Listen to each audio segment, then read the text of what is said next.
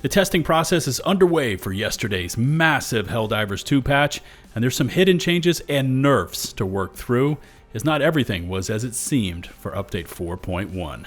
Status effects, application rates, and a whole lot more are on the table, but there's also some great news for certain weapons that are showing awesome net gains. We've got all that and more, and I've got it all broken down for you as we dive into the latest from Helldivers' latest patch update.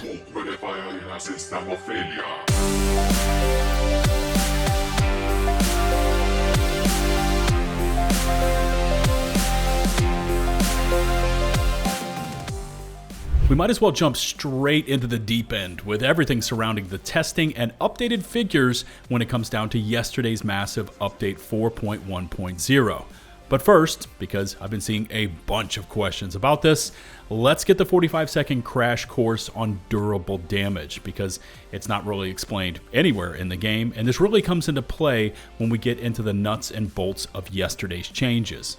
So, weapons in Helldivers 2 have multiple damage values, but for the purpose of this discussion, we only need to focus in on standard or ballistic damage, which you can see in-game when viewing a weapon in your armory, and also durable damage, which is shown nowhere inside the game.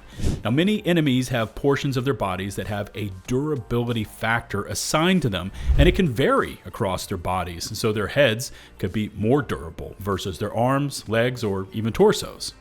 Now, for the purpose of this discussion, let's make up some completely inaccurate numbers so you can see how this works.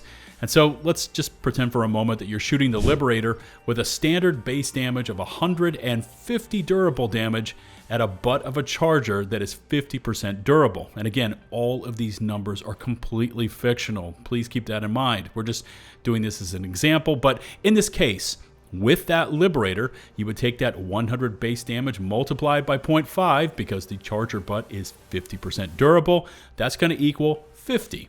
You would then take your durable damage of the Liberator, set at 50 in this example, multiply that by 0.5, which comes to 25, and then you add those together to equal 75. So for this completely fictional example, using a 100 base damage Liberator with 50 durable damage against this 50% durable charger butt, for each round we land, it's only going to do 75 damage, which is significantly different from what a player sees in the armory at 100. Think of durability as a damage reduction or debuff system. The more durable a body part is, the less base damage it will take, and the greater the percentage of the durable damage of a weapon will be factored into its output. Alright, so what does this have to do with yesterday in the nerfs? Well, I went straight to the source, friend of the channel, Thicc, and got the full 411 for you. And I'll include a link to his channel and the video he posted yesterday on this topic so you can check it all out for yourselves. Now, first up are the weapon buffs, and the list was extensive in yesterday's patch, effectively including many of the assault rifles, SMGs, and pistols. Now, specifically, these weapons picked up not only base damage, but also durable damage, which sounds great. Lots of statistical buffs, everyone's happy, right? Well, that's not exactly the full story, because on the other side of that equation, Arrowhead also went in and changed the durability values on Devastators, Bile Spewers, and Warriors. Bile Spewers excluded because you shouldn't be shooting at their butts anyways due to how durable they were to begin with, but just so you know the changes, they've gone from 90% durable all the way up to 100%.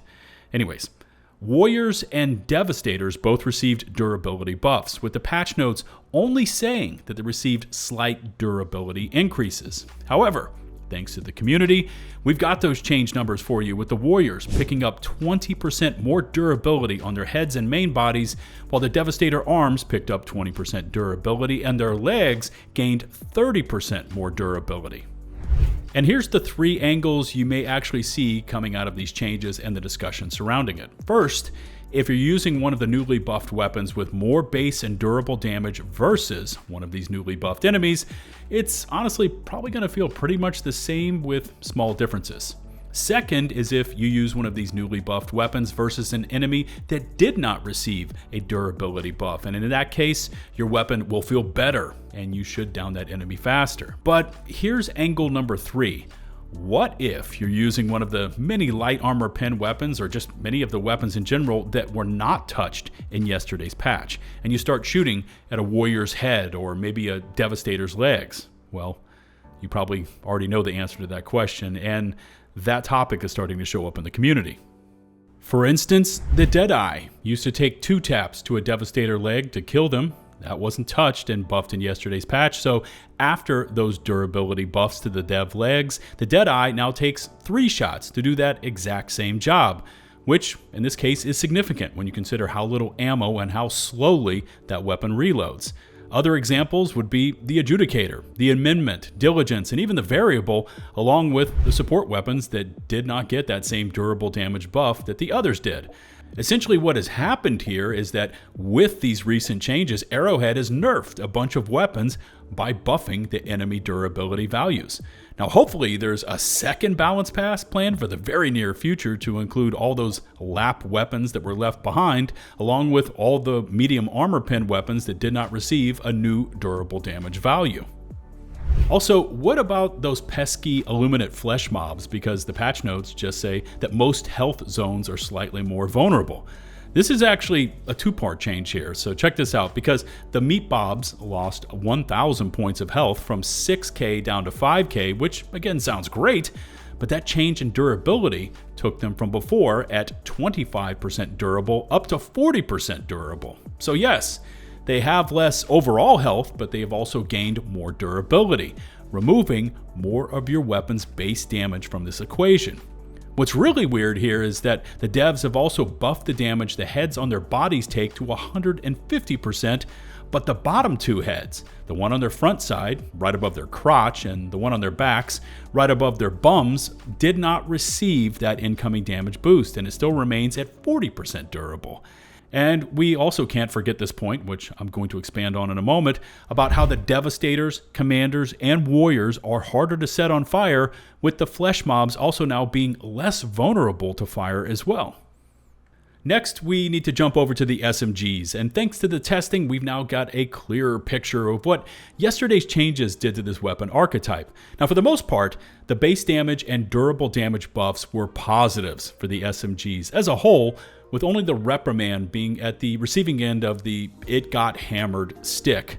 Thanks to this pre- and post-update 4.1 comparison for the SMGs, the doubling of the drag doesn't seem to really kick in until after about 45 meters, where you really start to see a dramatic drop-off in damage.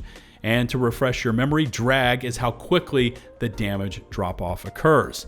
Now, on this graph, the solid lines are after yesterday's patch, with the dotted lines indicating before the changes. So in general, if you're keeping your SMG engagements inside of 45 meters, you're going to see good damage gains on your SMGs. Except for the Reprimand. And while we're at it, let's add into this topic the Verdict sidearm, which fire the same round and will therefore have the same drag curves on this graph. Now you can see that the Reprimand starts off in a stronger place after yesterday's patch, with it being equal to before at around 20 meters. But after that, both of these weapons seem to fall off a cliff in terms of damage at range. At 45 meters, where many of the smaller caliber SMG's damage curves intersect, the Reprimand, and by default the Verdict, lag significantly behind. And this needs to be on Arrowhead's radar as an item that needs immediate adjustment. Now over to those stealth nerfs we've heard about, and after yesterday's patch, the Alpha and Brood Commanders, along with the Warriors, all saw their fire damage multipliers nerfed from 1 down to 0.8. And again, this is a stat that shows up nowhere in the game, but to give you an idea of how this affects targets in the game, fire ticks would normally do 100 damage per second to a target, but with these stealth nerfs to those enemy types, it has been reduced down to 80 damage per second. And again, this shows up nowhere in the patch notes for any of these enemy types. However, we now have some new info and stats showing that the Alpha and Brood Commanders have remained consistent at 1, with only the Warriors actually showing the nerf down to 0.8. And finally, the change that is causing a bit of ruckus within the community, especially since the devs even bragged about this one on stream, and how they had not touched the Coyote, which is technically true, they did not touch the weapon itself, But in the back end, they changed the fire status changes for certain enemy types, making it harder to set them on fire. And this directly affects, you guessed it, the Coyote. Now, I know we've talked a lot about hidden stats in the game, and sorry about that, but here comes another one to add to the list: status strength. In this case, the Coyote has a fire status strength value of 2, so just keep that in the back of your mind. Now, before yesterday's patch, the Warrior also shared a status value of 2. So, if we shot 1 round from the Coyote at the Warrior, those values matched and the Warrior was now set on fire. But after yesterday, the Warrior now has a status value of 2.1, which means it now takes 2 rounds from the Coyote to set a Warrior on fire. Same goes for the Alpha Commander. Before yesterday, it took 2 shots from the Coyote to set these things on fire. After yesterday's patch, that value was changed from 3 up to 4.1, now requiring 3 shots from the Coyote to inflict the fire status effect. Even Devastators saw this change, moving it up from 3 to 4 shots from the Coyote to also set them on fire. So again, while the devs were technically being accurate with their statements about not touching the Coyote, the other changes they made to status values, at least for some within the community, look to be clearly aimed at the Coyote. All of these changes to durable damage has also further reinforced the explosive meta, as explosive weapons disregard durability, deleting that whole section of the damage calculations, while further distancing themselves from the rest of the pack of weapons, further cementing their position as the top selections versus any sort of durable enemy types.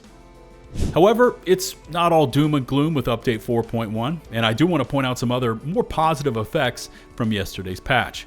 Now, first up, the Plasma Punisher picking up all that explosive damage is a real joy to use right now. I've always loved this weapon for its stagger force, but now with all that extra explosive damage, this thing's a beast. Also, most SMGs are stronger across the board, out to about 45 meters before the drag really kicks in, and for those of you using them for CQC, they should really be tearing it up right now. Elevated Overseers have really been tuned back, and the change to beam weaponry on the Levs is both cinematic and a huge win for this enemy type. I also started equipping Dynamite for the first time since it was introduced into the game, and with all that extra demo force, tossing it into Bile Titan holes makes this thing wholly unique. Looking to the future, we should have damage values surfacing soon concerning the Fleshmobs and other very specific areas of yesterday's changes, and I will of course include those in a future report. But yeah, there you go. As much as I could physically cram in to try to help you out and keep you in the know. Please drop a comment about anything Helldivers, and I will of course do my best to respond. Remember to hit subscribe and to ring the notifications bell to receive my future upload alerts. Thank you so much to all of our channel members, for without your support, content like this would not be possible.